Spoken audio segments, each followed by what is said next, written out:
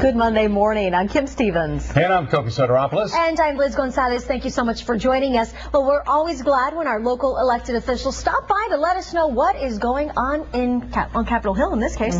Well, this morning we're joined by Valley Congressman Jeff Denham and Washington State Representative Doc Hastings. Welcome. Thank you. Good morning. All right, you men are busy today. And first off, let's talk about the reason why you're here, hearing on water or discussion on water. Tell us about it. And who can go? Can anybody go and talk about water or listen to what the future is for water here in the Valley? We're certainly looking for public input. We've got a wide variety of witnesses that are coming in. But this is a focus on a local issue that has federal implications. We've had our water shut off here, over 150,000 prime farmland acres that have been fallowed now. I mean, we've seen the devastation for the last several years of people out of work and high unemployment and the food lines. I mean, it's it's embarrassing for the Valley, unheard of that we would have this type of depression here just because of federal regulation. So we've asked the chairman of the Natural Resources Committee to come in and hold a hearing, and we want local input on how we actually fix this problem. It's like a man-made dust bowl. Well, it is, and when I became chairman of this committee, after hearing my colleagues in the past 2 years trying to get any sort of legislation, trying to get debate on the floor, and totally being stiffed, frankly, I thought the right thing to do is to have a hearing out here so we could hear firsthand from the people that are affected and try to get a solution. And I can tell you, this is the first step to try to get a solution to this problem, a long-term solution. Now, you're both bringing Democrats and Republicans to this meeting. Right. What is the end result? What do you want to walk out with at this meeting? Well, the process of developing legislation is first to have a hearing, get input. Jeff has been working with his colleagues trying to develop a piece of legislation that will address this particular problem. And as chairman of the committee, I'm going to do everything I can to see that legislation moves forward. I come from an agriculture area in Washington State, so I'm very, very sensitive to how important water is.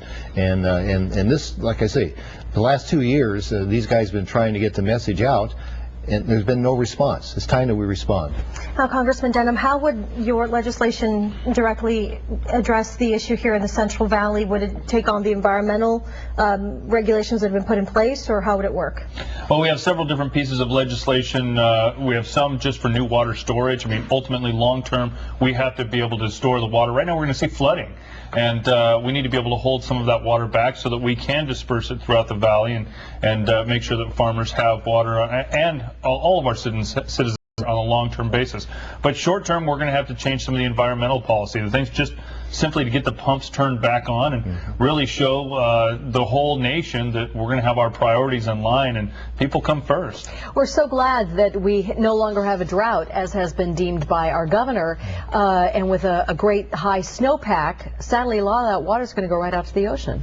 Absolutely, and I think that's one of the realities that we've got to get the federal government to understand, the president to understand, is that here, probably the wettest year that we've had in history, we still expect to see more precipitation. We're going to see flooding. We may need to see FEMA type issues come in.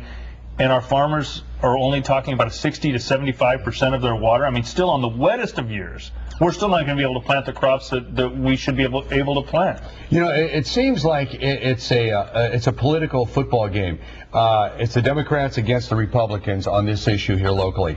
Why does it have to be? It has to be common sense. Everybody has to understand without water, you're going to have this situation. Why do we have to go through this kind of a situation? Well, I think that when you look at what's happening in California and frankly in my state and elsewhere, there is definitely a political movement of the environmental left that has an entirely different view of progress. Water obviously is an integral part of any growth, whether you're talking about agriculture or industrial areas for that matter.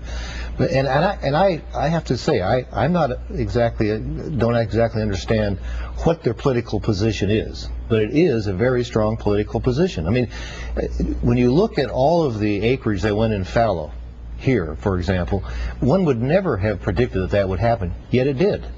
And so we're going to have to respond to that in kind. But there is a political movement in this country, there's no question about it, that views progress, that I guess we would all look as something where you move ahead and learn by your mistakes, that they don't want to those issues. And I think that's the challenge that we face.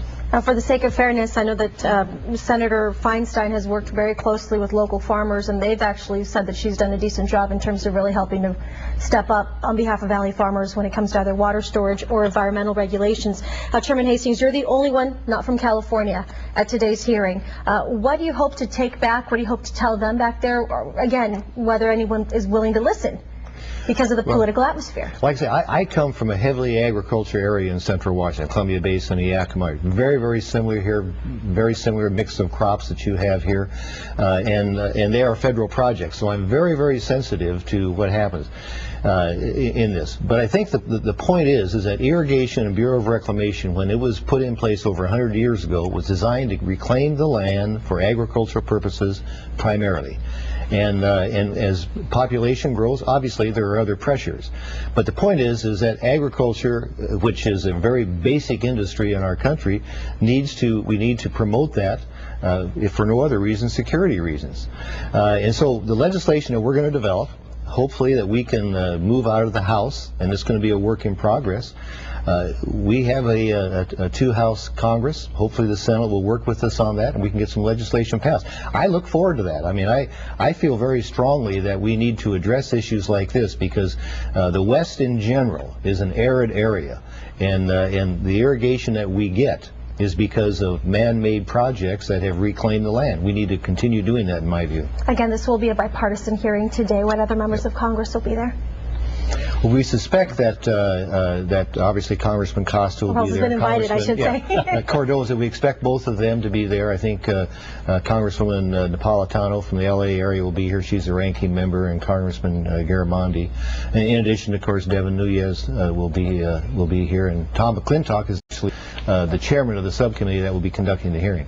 And this is a regular hearing, so all members of the committee are invited, and then others may decide to sit in and ask the chairman if they can sit in. So truly a bipartisan House committee, but there are those that decide to get more involved than others, and certainly here from a local perspective, this is something we have to solve. So I would expect the whole Valley delegation to be here and be involved. It starts in less than an hour. How long do you think it will last? It's scheduled to go until 1 o'clock, and it just depends. We have a panel of, I think, 10 people. We want to hear their opening statements, and then there will be interaction as far as questions. And so I suspect it'll run, a good 2.5 to 3 hours. Well, there's no doubt that both sides, no matter what political side of the aisle you're on, don't like to hear of waste. But we don't have any money to build that which would hold the water. What do you do? Well, I think what you'll hear today is kind of the opposite of what I spoke about a moment ago, where there are those that don't want to expand. And I think you'll probably hear the phrase, rightfully so, that we are in a position now of trying to rationalize ration shortages.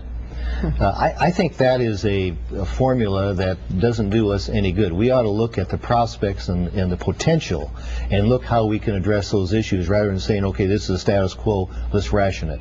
I don't think that's certainly not how America was built, let's put it that way. Some parts of the state have already been through that terrible rationing, but very frustratingly didn't see the entire state going through that same thing. Right. And our current crisis here locally is not due to lack of water storage. It is environmental policies is not allowing the water to transfer through the valley here. Ultimately, long term, we have to get more water storage, and we can use user fees, we can use bonds. There are many different ways to fund new water projects.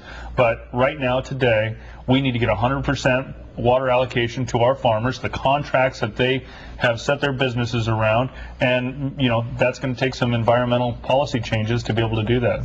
Well, do you see light at the end of the canal? I do. We've got a chairman here that is focused on it. Certainly as a Valley delegation, it's something we have to do. I mean, there's no choice in this. I mean, it's not left or right. This is people's lives. People need to get back to work. It's our biggest, economic driver here. We'd certainly love to have the president come visit the Valley to understand that when you see unemployment rates changing across the nation, it's becoming a bigger challenge here. We're not following those national trends, and it comes down to agriculture.